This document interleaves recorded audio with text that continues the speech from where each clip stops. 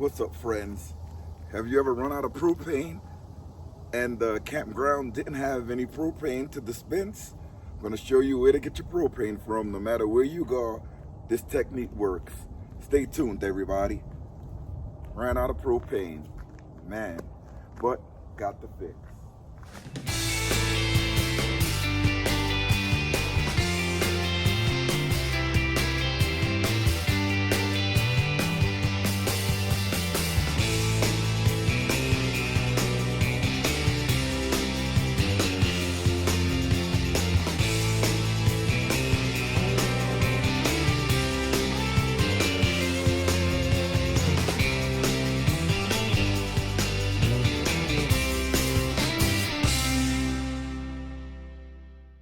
Okay, so once you discover you ran out of propane, you can just do one or two things, Your stove is not turning on, your furnace is not turning on, and it's cold out here.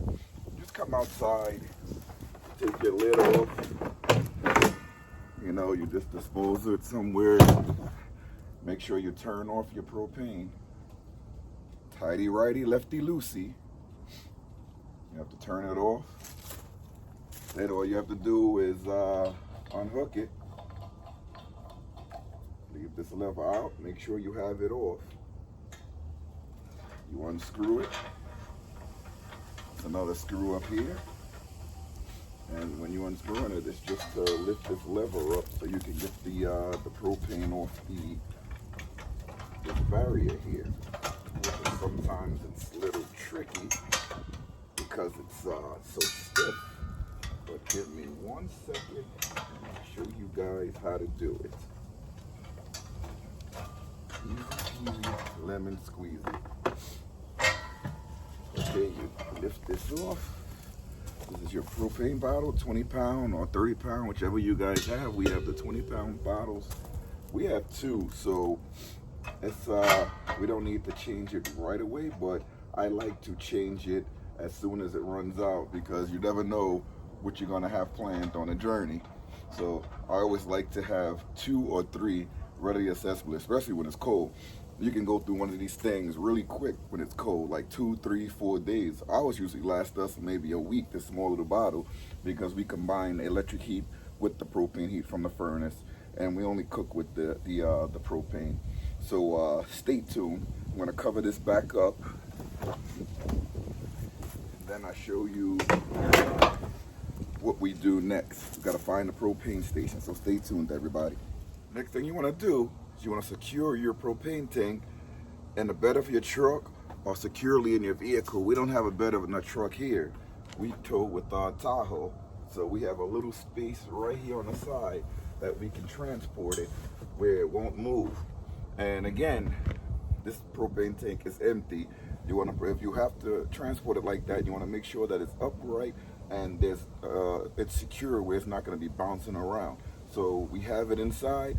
We're going to Google a propane station, propane filling station. As soon as we find out where it is, we drive to it, get it filled up, bring it back, hook it back up to the rig so we're good to go, and we have heat when we want it, especially when we go on the road and we're doing our boondocking tricks. So this is good. Let me see if this thing works here. I never used this thing on the car. You can kick under here and sometimes they close. Oh, look at that, like magic. That is pretty cool. So stay tuned, everybody. Stay tuned. The cool thing that I like about these trailers is that the tanks are interchangeable.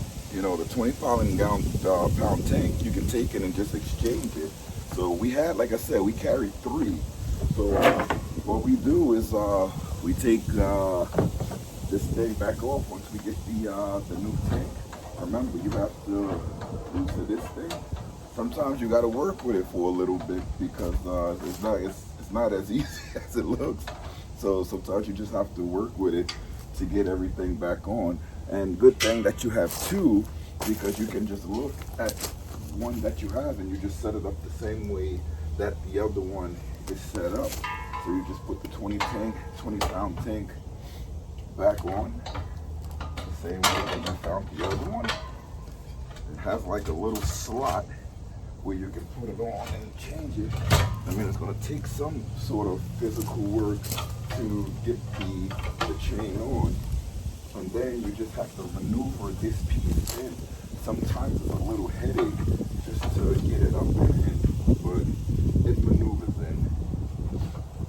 Sometimes it's a little headache to get it in for me, but I manage it just by lifting this up, and there we go.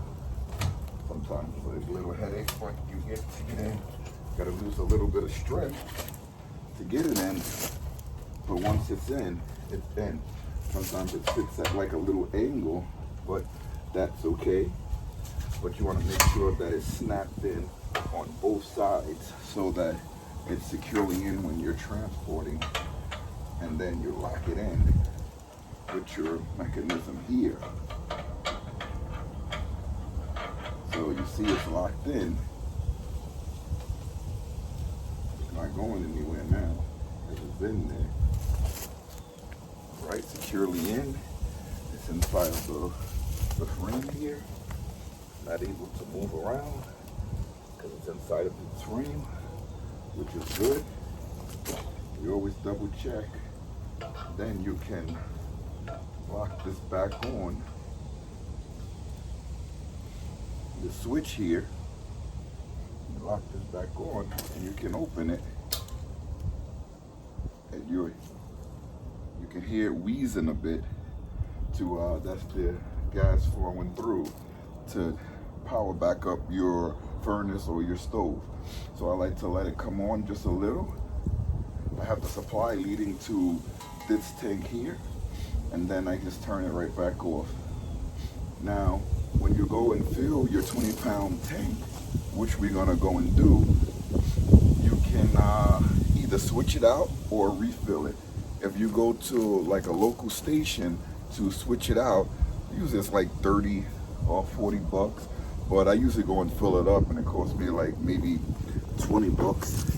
But we'll see, and we'll calculate all the prices. Let me double check to make sure I turned this off, closed. Make sure my other one is off, closed.